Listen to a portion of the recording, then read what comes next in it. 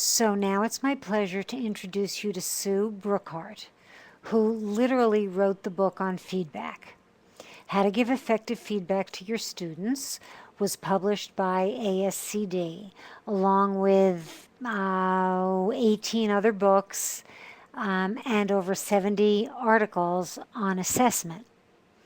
Sue's an education consultant who works regularly with schools, districts, universities, and states, mostly on the topic of classroom assessment. Currently, she's an adjunct faculty member at Duquesne University, where she's also been a professor and the department chair. She's also been a classroom teacher. This is part one of two-part webinar. The webinar today, we're going to talk about characteristics of effective feedback and illustrate them by looking at a couple of examples. And then in October, we'll take these same characteristics and we'll apply them to a whole bunch more examples. The idea being that it's just better to learn about a concept by seeing a whole bunch of examples. So we'll start today, and I'm going to start by advancing the slide and saying, if you only remember one sentence from today, I hope you remember more, but if you only remember one sentence, remember that feedback has to first describe the student's work's strengths and make a suggestion for a next step. A lot of feedback describes what the students need to fix, but neglects to tell them what it is they actually did well, under the false assumption that if a student did something well, they know what it is, they have the name for it, they could tell you what it is, and they could do it again. Some of them can, but that is not a safe assumption. And besides, even if they do know, it's one thing to know you did something well, it's another thing to have your teacher name and notice it. So describe the work strengths first, based on the criteria that you have given students for their work. Feedback without a learning target and success criteria makes no sense. It's just more directions for students to follow. So assuming that they have a learning goal, they know what it is, and you have given them success criteria in the form of rubrics or checklists or guiding questions, or here's what I'm looking for in your work or something. Use those to describe the work strengths and make one, maybe two. There's no magic to one, but the idea is that you don't fix everything that could possibly be fixed. I did a workshop once in a middle school, and the seventh grade, the middle school art teacher had a second grade daughter. And he said to me, you know, my daughter's papers come home and the teacher hasn't corrected everything that's wrong. He was afraid that his daughter was being shortchanged by her teacher. And I said, well, you know, what would that little paper look like if the teacher marked something on everything that by your standards as a middle school teacher is wrong? What would it look like? And it took him a while because he said, well, it would look better because it would have stuff all over it. It would shut her down. And in addition, it would not be comments about the success criteria only. It would include a bunch of other things, like maybe grammar and usage, things that are important to know, but not what we were focusing on today. So it took him a while to come to the realization that all you need to do with feedback is move the student to the next step in their learning. You don't need to turn them from nothing to everything in one move. In fact, if you do, nothing will happen. You'll shut down the action. Feedback does require a learning target and criteria for success. I already said that. The student needs to be approaching the work thinking, where am I going? Where am I now? And how can I close the gap? And the feedback is especially useful for where am I now, describing the work, and what's my immediate next step to get a little closer to that learning goal. If you don't set up feedback with the idea that students have a learning target and they're aiming for something, then the feedback just becomes more directions to follow. And that doesn't help students. They'll do what you say because you're the teacher and you ask, but that it doesn't help them see that they're moving on toward learning. The other thing I need to tell you before we move into 3 views of feedback is that an educational psychologist would tell you that you could be the Ernest Hemingway of writing beautiful feedback words or saying them in oral feedback. You're still what a learning theorist would call external regulation. The learning happens inside the kid's head, internal regulation. So what you're trying to do with your feedback is maximize the chance that the student is getting information that she understands and sees herself clear to use so that she can learn. There is no such thing as feedback that makes a student learn. You are help, your external regulation. And sometimes people say, well, how do I make sure? You can't make sure. You just maximize the chance that what the student will perceive is good information, and they'll see something doable. They'll see something, oh, I could take that next step. And that is motivating. But it has to be apprehended, taken into the kid's own head first. Feedback that feeds forward describes the work strengths first. We said that. It makes a suggestion for a next step. And you have at least 3 ways you can do that.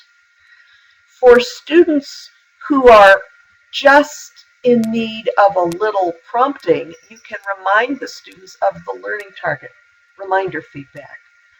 If the student is stuck, say, on a math problem, you might say, well, we're doing slope today. We're trying to learn how to compute the slope of a line. Now, what do you know about computing the slope of a line? And a student who's almost there, just needs jogging, would say, oh, yes, I know a formula for that. I know that it means the tilt of the line, and he's off and running. Some students, however, if you just reminded them of what their learning target was, would say, yeah, I still don't know what to do next. So you might ask detailed, focused questions or give suggestions. That's called scaffolded feedback. Remember, scaffolding is just educators speak for baby steps. So you might say, okay, what would you do first to solve that problem? And the student might tell you, or they might need to be helped. Okay, we'll do that. Okay, well, what would you do next? And if you play out this scenario in your head, you can see that the teacher is breaking the task down, but the student is providing the content, which is really good. You're just helping them wake up the fact that they actually know most of where they're going. They just need to practice at it, and they need some affirmation. They need to get it going. Now, there are some students who, if you said, what would you do first, would say, I don't know. And for those students, you might need to give example feedback. Let me show you the way I would start this problem. Okay, what did I do? And the student could describe it or not. And then you would do the next step and the next step. It's like scaffolded feedback, except it's flipped, where you provide the content and the student is seeing the steps. The catch is that I can't tell you which kind of feedback to use unless I know your students. Because if I approached that student who only needs to be reminded of some things with a detailed example of how to do something, and I've given a math example, I'll give you a language arts example feedback in a minute, the student would be rolling their eyes thinking, this woman doesn't think I can do this. But if you just reminded a student who needed detailed examples, that wouldn't be enough information for them to act on. So in addition to knowing the content, the learning target, and the success criteria, you also have to know your students. So there are 3 ways to look at how feedback is effective, and you need all 3. I like to look at them using a metaphor of a lens. You can look at the characteristics of the feedback message, the actual words you say, under a microscope. You can think of a camera lens taking a feedback episode. If I took a picture of this, would it be a snapshot? Would it be an episode of learning? Would I have a picture where learning was happening? And then, of course, the long view is, so did the feedback get used? Did it actually lead to learning in the future? And the thing about effective feedback is it's not effective unless all three views are clear. So let's start with the characteristics that people usually talk about. They're research-based. This list is based on a literature review.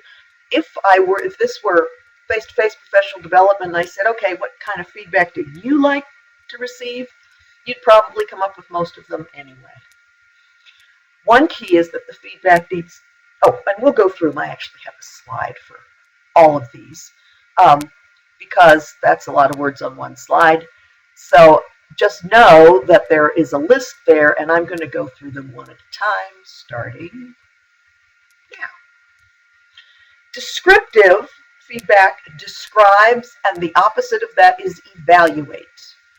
Evaluative feedback puts a value on something, but doesn't necessarily say why something is excellent, good, fair, or poor. So which column of comments do I need to cross out because they're evaluative? And which side is descriptive? Which side is evaluative and needs to go?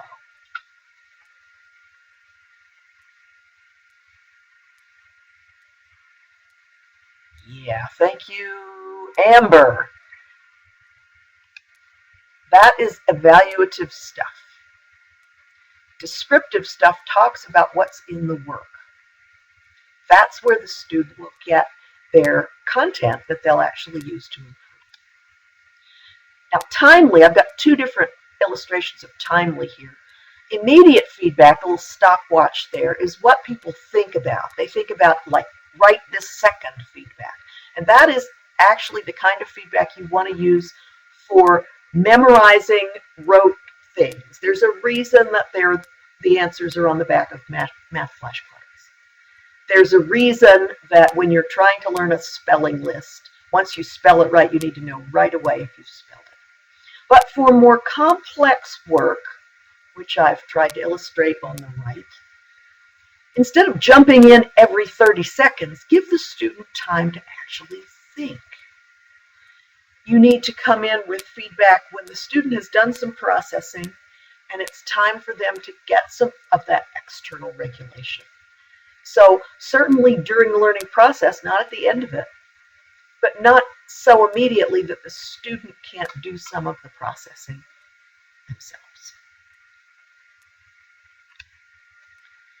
How much is the right amount of information? Well, that will differ from student to student. But I like to say start with, if you don't know the student, at least one strength and one suggestion for improvement. And beyond that, think of Goldilocks. Not too hot, not too cold, but just right. So some students will be able to think of two things they might do next and be able to move a couple of steps ahead. Other students, you might be happy if they just learned one thing better. So be careful not to give so much information that the student would shut down, or so little information that there's no next step to take.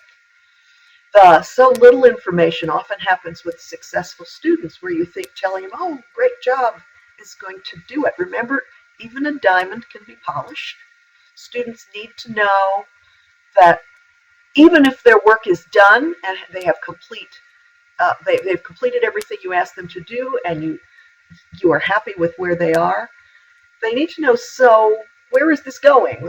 This idea that we give students that you do work to get done instead of to learn something has got to go. So what might come next? What might you think of next?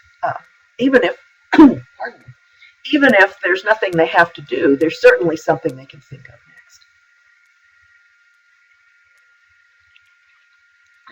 Excuse me. Focus on the work or on the process the student used to do the work. So you might focus your description on the product, what the student wrote, what the student drew, what the students made, constructed, or on the process the student used to do the work, like the strategy used for a math problem or to find the main idea, like the the strategy a student used to find sources to write a research paper, the strategy a student used to tackle a science problem. What you don't want to focus on is the student as a person. Oh, you're so smart, look what you did. Because then the student will think, well, I did well on this because I'm smart. So what is the student going to think when they hit something that they don't do well on the first time? If you've been giving them feedback that they're so smart they can do this, the obvious conclusion is if there's something they can't do, they're not smart enough to do it. You want to make sure that you link your feedback to the work students do, giving them the message that it's about how they regulate their learning, how they apply student workforce success criteria to their work, how they understand where they're heading toward a learning goal. So focus on the work of the process, not the student as a person. I put positive, clear, and specific all on one slide because I think they're pretty obvious. The point to make here is that we mean positive, clear, and specific to the student. So something that might be clear to you or me, might not be clear to a student. Something that is specific enough for a student to take a next step might need to be a little more specific than I might need to give you. Not so specific the work is done for the student. Don't copy it at their work. But give them enough of a clear way forward. I love, British writers sometimes call it lighting the way forward. I love that image.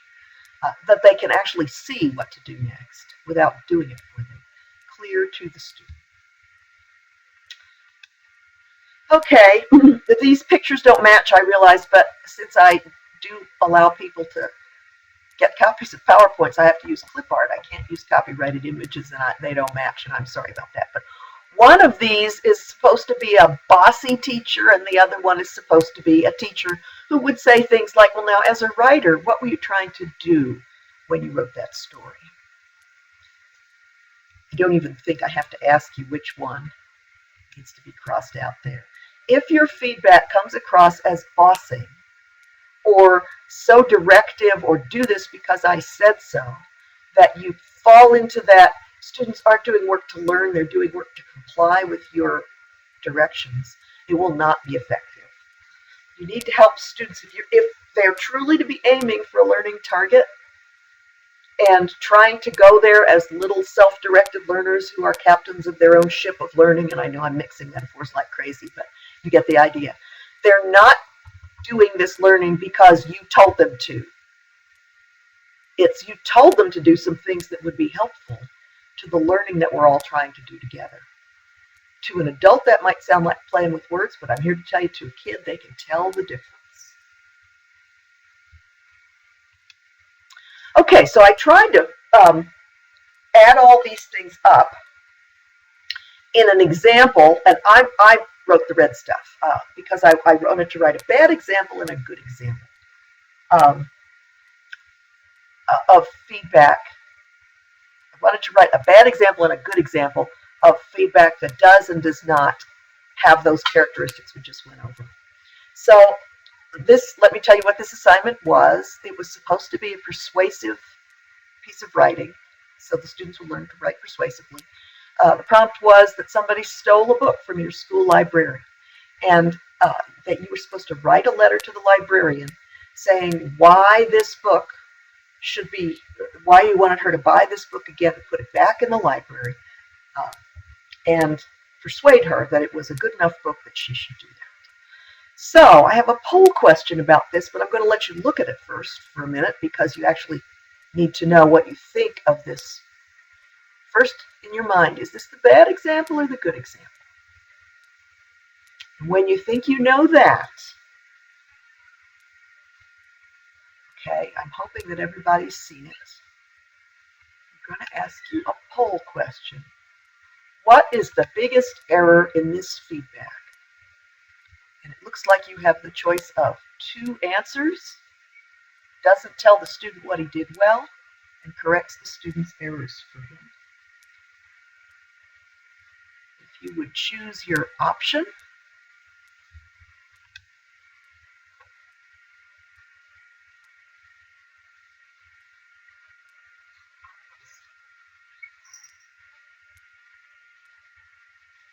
Okay, I see the voting. This works pretty slick.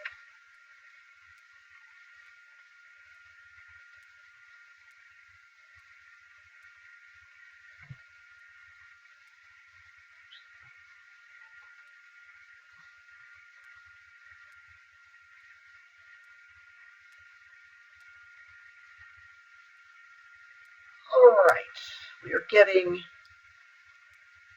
just votes coming in real slowly now, so I think not everybody's voted, but I think maybe everybody who wants to has voted. So I'm going to close the voting and say, in some ways, this question was a setup because those things are both wrong with it, but I think the biggest error is that it doesn't tell the student what he did well. It does correct his errors for him. So none of your votes were actually wrong. But I think that the fact that this student who clearly doesn't write very well, this was a fourth grader, this is not a good writer, and that you don't tell him that he actually answered the question with really good stuff. A book is funny and it has mysteries in it. Those are two great reasons for a fourth grader to want to read. And he needs to know that. So I've seen some things roll by in the chat about the red. I chose red because it's a slide. I wanted it to stand out. You know, I don't really think the color makes as much difference as some people do. But the red is not intended to be anything in particular, just something that it's clear which is the kid and which was me. Okay, let's take a look then. If that was the bad example, this must be a better example. And I also want to tell you that if this were not a slide, I would not have written all this. In fact, I probably would have printed it. And I would have given only up to the question mark and said the rest orally. Never write to a student more than the student writes to you. But I needed a slide. So, so this is feedback that I am mocking up to embody the characteristics of good feedback, of effective feedback. So take a look at it. In a minute, I'm going to ask you a question about it. Remember, describing what the student did well, giving him a next step, and then I write, for example, I feel blank when I read funny stories, or mysteries are great because. Think back to the three kinds of feedback we talked about. And here's your question.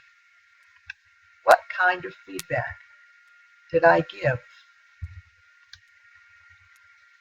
Reminder feedback, scaffold feedback, or example feedback?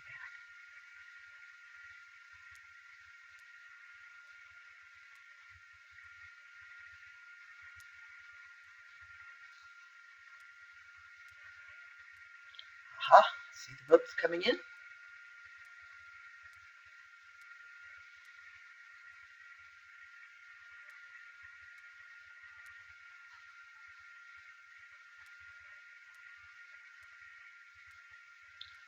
right, they're coming in slowly, more slowly now.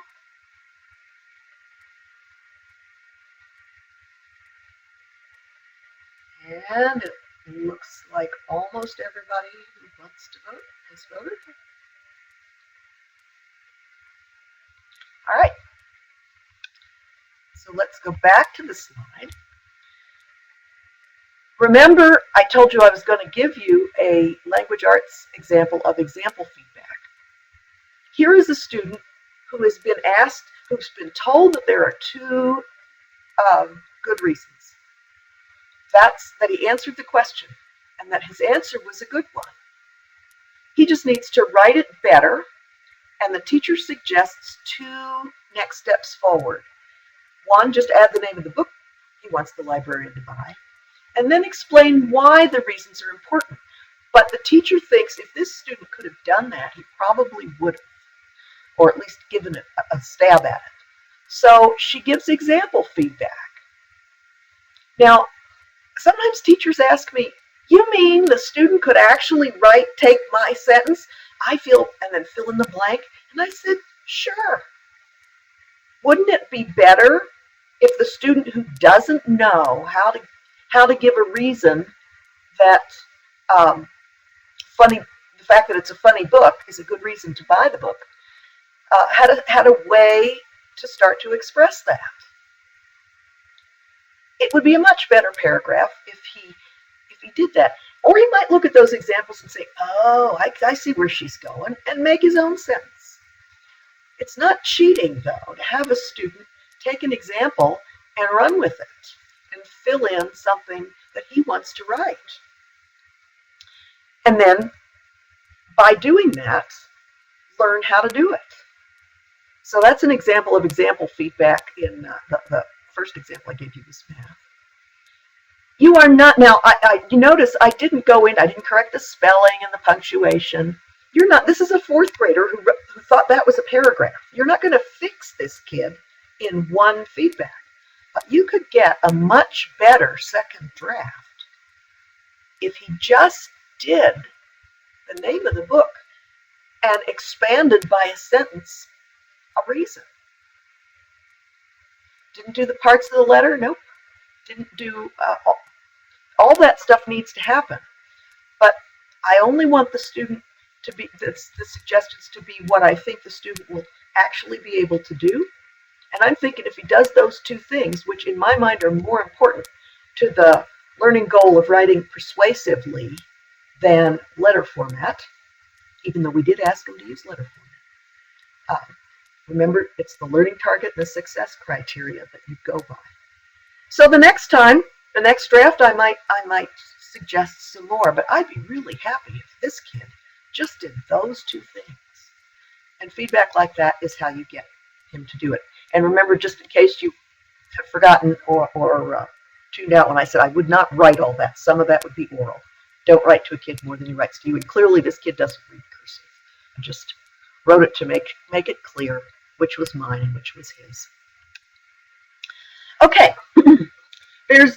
So you could be this lovely feedback constructor, have these lovely words, and you still might not connect if you can't make a feedback episode an episode of effective learning.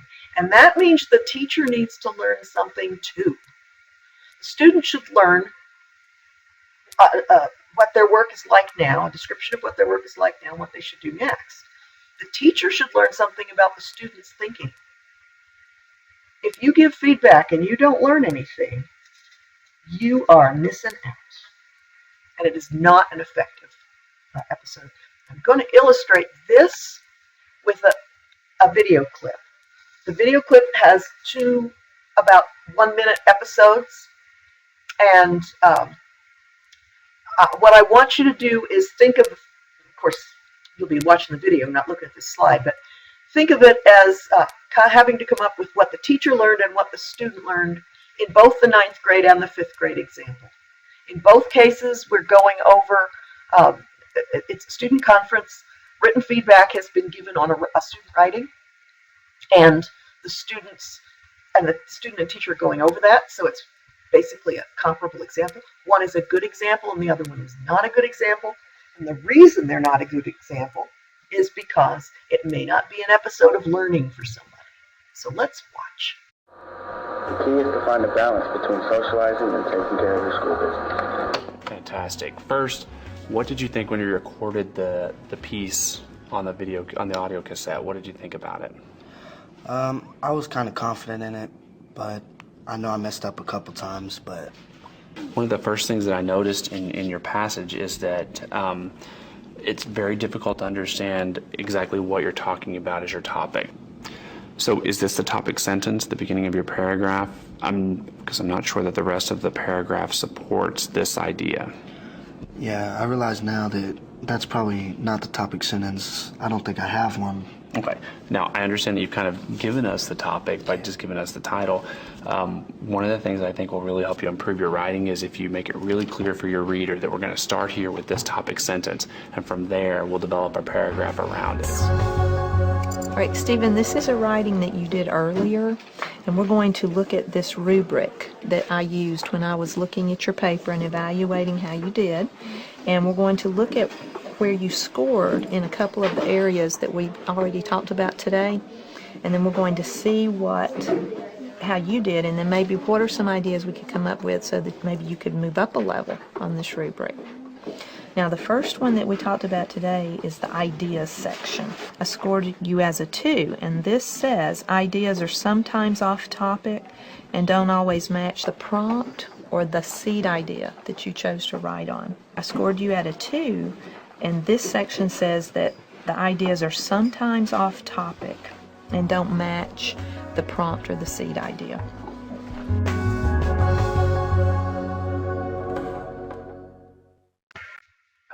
Okay, so before we go to what the teacher and what the student learned, first we need to determine which teacher actually gave effective feedback.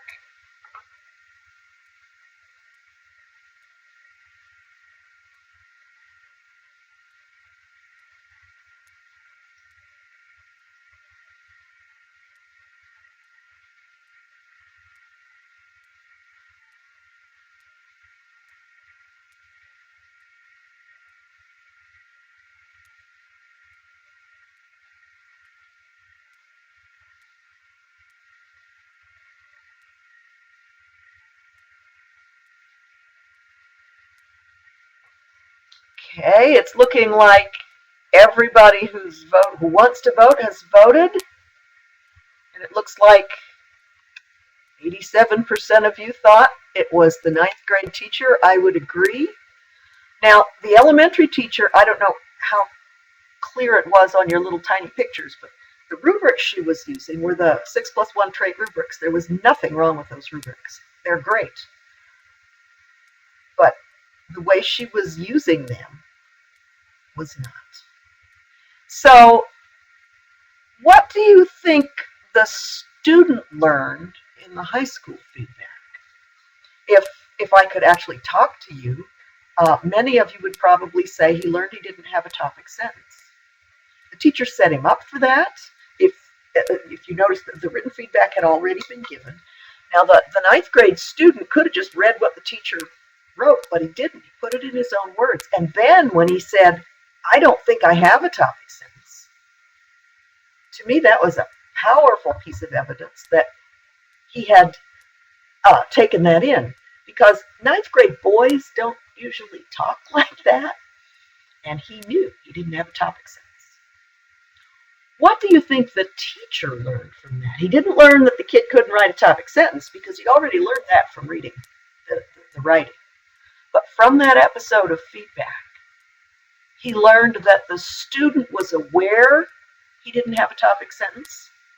He learned that the student knew he should have a topic sentence. And I believe you could make a case for the fact that he learned that the next time the student writes, he's going to try, even if it's not a good one, to have one. How about the elementary example? What did Stephen learn? Do we even know what Stephen sounds like? We know that Stephen has pinchable cheeks. That's the thing that stands out about Stephen. He has that wonderful little round cheeks that you just want to pinch. He was behaving himself. He was nodding his head. But I don't think we have any evidence that he understands what it's like, what it means to have an idea in writing. I think that's a missed opportunity. Yes, thank you, whoever said, Melissa, he was just sitting there. He was behaving. Now, I like students that sit there and behave well. That's good. But when the teacher said ideas, he just nodded his head. She could have handed him a highlighter and said, Stephen, highlight what you think is the biggest idea in what you wrote. That would have given her a window into his thinking. And so what Stephen probably learned is, I'm a 2. And that in itself is a problem. feedback shouldn't be about scoring, it should be about thinking. And I'm not sure the teacher learned anything about that she didn't already know from reading Stephen's work, because she did not interact with Stephen, she talked at him. Now, I'm sure she was a good teacher or she wouldn't have been selected to make that video. And we only have a minute of her life. I'm not really criticizing her. I'm using this juxtaposition in the video to show you what this business of feedback needs to be, an episode of learning, a snapshot of something where both parties learn in order to be effective. If you were to predict what Stephen would do when given a chance to revise his work, I'm not sure you'd have any confidence that it would be any better the second time, or at least not in the realm of ideas. The third lens is the long view, so I use a telescope lens as the metaphor. If the feedback is accurate and usable and good information for the student understands it and wants to use it, but doesn't use it, or doesn't get a chance to use it, it isn't effective for learning. So we need to make sure that students have a next step opportunity. And that does not happen unless you build into your instructional plans. So the student learns something, he practices it, you give him some feedback, he gives you either a revision, or maybe it's a kind of problem he tries to do again, or an explanation. He can now tell you why something should be changed, but in some way gives you evidence that learning has actually happened on the basis of that feedback, so that then you can move on to the next lesson where he can learn something new, practice that, get some more feedback, and on and on and on. It should be a little cycle in order to feed forward. Feedback that is only backward looking about what happened in the past doesn't feed learning forward. It's that suggestions for next steps, and this is not about assessment. It's about instructional planning, giving the kid an opportunity to actually use the feedback. So we're going to illustrate that with another video clip, I think. Yes, indeed. And this one is only a minute long. It goes by real fast. If I can, I'm going to pause it when the camera actually gets over the work that the student is getting feedback on. I'm not sure I'm going to be able to do that, but I'm going to try. And what are the directions? What are they asking you for? To find the greatest common factor. Find the greatest common factor, and you're doing that. Okay, right there, if you can hear me, the student has 4 and has factored it into 1, 2, and 4, and a 10 and has factored it into 1, 2, 5, and 10. Then she circled the 2, because that is the greatest common factor. In other words, she's done it correctly. These. Why did you circle the 2s? So I can remember what the greatest common factor was. Okay, so you can remember what the greatest common factor was, and you took it from over here since you circled it, and then you put it there. Mm-hmm. That's a good job. Good strategy to use. Okay, so that was an example of feedback to a successful student. The sort of student where, as the teacher is walking around giving feedback, she might have walked past that desk. Some teachers might have, thinking, that kid can do it. But she stopped, and she didn't say, oh, how you doing? Or, oh, that's great.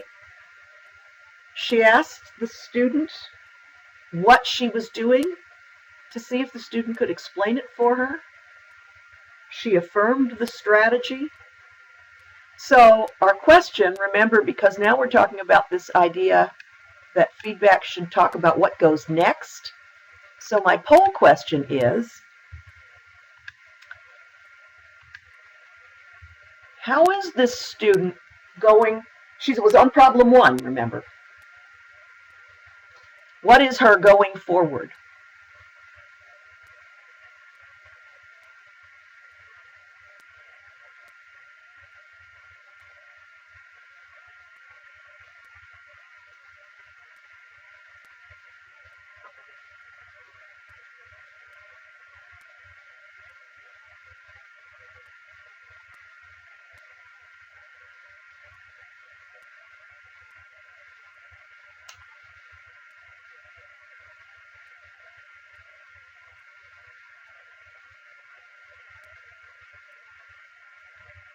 All right, looks like most of the people who want to vote have voted. Yes, indeed. This is one of those that is so obvious that some people overlook it. She knows her strategy is right and she will keep, not right, she knows her strategy is effective and she will keep on using it.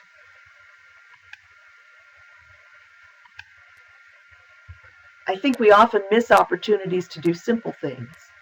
Next month when we look at more examples, we'll look at some larger examples of feedback that feeds students forward. But even in small ways, you always need for students for the feedback to be forward-looking and actually have some effect on what they do next. Otherwise, it's not effective feedback. Okay, at this point, I'm only a minute late, so I did pretty well. There's your summary. For feedback to feed forward, students and teachers need to use assessment information. The information should be about understanding more than correctness. And then you need to plan some further time for students to actually use the feedback. Something they have to do next, either a revision or doing something new, where they have to apply the feedback. If you just say they'll file it away mentally and use it next time, which I hear a lot, they won't. And it's not even because they don't intend to. It's just that's not how learning works. So, Adrian, this is the time when I take questions. Are you going to help facilitate those? Okay, yes, I see them. I'm looking at a question that says, so what if the student is confident but using an incorrect strategy? That's an excellent question. I would say that unlike the video, which reminded you of this question, I'm sure, where the little girl was in fact using an effective strategy, a student needs some evidence that their strategy is not correct and some feedback that helps them remember taking the next step. They've got something going on. It's not helping them. They need some evidence of, well, if not that, then what? If you tell a student, well, that's not helpful, but don't give them any suggestions for a next step, you've left them feeling just evaluated, corrected. Oh, I'm wrong. Well, so what next? So you go back to those characteristics of effective feedback, the microscope view. You help them with a specific suggestion for what they might think of. And then as they use that strategy, you give them feedback on how well it's working. Or, like the teacher in the video, you ask the student to evaluate how well they think it's working, if that student's able to do that. And get them confident about using a strategy that begins to be working for them. In some ways, that could be the answer to any question anybody might want to ask, because the question of, so what do students do next, is always some version of teach something, model it, give feedback on it, have students practice it, adapt it, have them revise it and adapt it with more feedback. That's sort of a general description of how the whole process of learning, and especially self-regulated learning, works. So thank you. Okay. Here's a question that says, what do you do when the student doesn't take the feedback? Well, you can't make them. What you can do is maximize the likelihood that the student sees the feedback as helpful. Show the student how to use it. If the student doesn't take the feedback because they are resisting, that's one thing. If the student doesn't take the feedback because they really don't understand what they're supposed to do next, even though it seems obvious to you, that's a different strategy. The student most students who don't take feedback actually don't understand what it is they're supposed to do next, or the opportunity you give them to use the feedback isn't specific and clear enough that they know to apply the feedback to it. Now, if a student is actively resisting, that kind of I ain't doing it sort of thing, Then there are also behavioral things, classroom management things that you would do. But I would say the very best reward is not the word I want to use because that's a behaviorist sort of term, but the very best feedback a student can get is when the student takes the feedback in a baby step and begins to see, oh, I'm getting better. It is rewarding in the motivation sense for a student to see themselves getting better and feel it and know it. That is probably the best kind of reward you can give.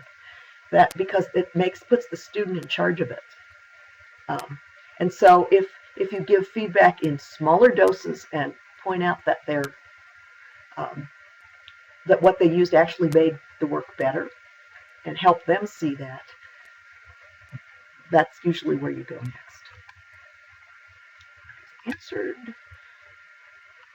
Can the positive be verbal and then what needs to be worked on be written? Yeah, sure, sometimes.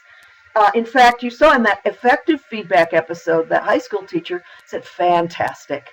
And then he went on to give excellent feedback. Well, the word fantastic is an evaluative word, but I think in his case it was just a throwaway term because he went on to say what he liked and didn't like about the students. Actually, what he went on to do was ask the student what he liked and didn't like about his work. If it's a conference situation, some of the feedback should be verbal. If you're talking about little kids who can't read, all of the feedback needs to be verbal because they can't read written feedback. If you're talking about students who are working as that kind of in the moment feedback in the classroom, that's verbal. It's interaction with students. And some people say, I don't have time to give feedback. And I ask people to think about all the time they spend walking around a classroom saying things to students as they're working, in either individually or in groups. If every one of those conversations were a feed-forward conversation, instead of just a, hey, how you doing, or some way to interact so that the student knows you're there and that you care, you could, by orders of magnitude, up the effectiveness of the instructional talk, the feedback words that you give, just by using the time you already use to talk to students, kind of like that second video clip where the teacher was just walking around. That clip took about 40 seconds of her life.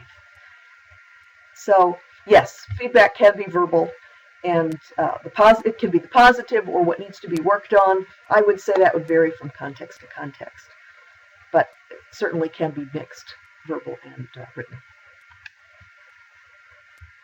Would you please describe the 3 views of feedback again? Yeah. Whoops, made you sick, didn't I? Your eyes are going around in your head now. The 3 views of feedback are simply ways of saying the words, the actual message needs to be carefully constructed so that it is effective talk about what students did and a suggestion for next step. I call that the microscope because you're looking at the words. The camera lens is this a snapshot of a learning episode? In other words, when the students and teachers are in the feedback episode, is the student learning something and is the teacher learning something about how the student's thinking? Unless both sides are learning, it's not an effective feedback episode. And the long view is kind of the so, did learning move forward? And it's like completing I don't believe I'm about to use a sports metaphor because I'm about as unsporty a person, as unathletic as they can be, but it's like completing the pass, Unless the ball moves and gets caught and something happens, then all of those words and interactions over the work were for naught. So you need to have good words delivered in a way that both the student and the teacher learn something. And then, in fact, the learning has to actually show up. That's the 3 views of feedback. And, Adrian, I did a bad thing. I marked the wrong question as answered, and now it's not in front of me.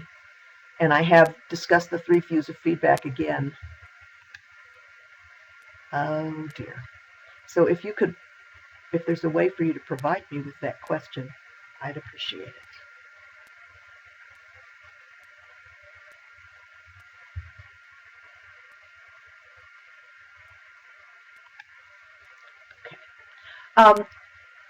Until Adrian gets that question back, and I am so sorry I lost it, let me answer a question that I do sometimes get asked, and that is about the timing, the time that it takes to give appropriate feedback. And there are a couple of answers to that question. The one that I think is the best answer is the one I already gave, that students, you talk to students a lot, so just keep in your mind principles of how to talk in such a way to talk about students learning and feed them forward all the time. But the other big time saver, or another way of saying it is getting rid of a time sucker, is people who give elaborate feedback on final graded work. It is not effective. The words might be right. I'm glad we've got this slide up. But there's no episode of learning and no long view, because the unit's over or the topic is done. And students read that kind of feedback, no matter how carefully crafted, as why they lost points on your grade. Build into the trajectory of instruction that you use in any unit episodes of ways to get feedback, and have episodes of learning that use feedback, and students' opportunities to use the feedback during the actual instruction. And then at the final graded work, if it's a unit test, if it's a performance assessment, if it's something they made or wrote or whatever it is, just grade it, because it's over. But that only works as a time saver if you do, in fact, go back into your unit and build into every lesson opportunities for at least informal feedback, and build in opportunities for larger chunks of feedback on actual work products during the learning. And all of that, I have to grade papers tonight, and it's going to take me hours. It takes a whole lot less time if all you have to do is actually score them. And that's not really giving up. That time you give up was wasted anyway. You thought you were giving all this feedback, but it really wasn't effective. And the reason it wasn't effective was it was only the microscope. It didn't have the other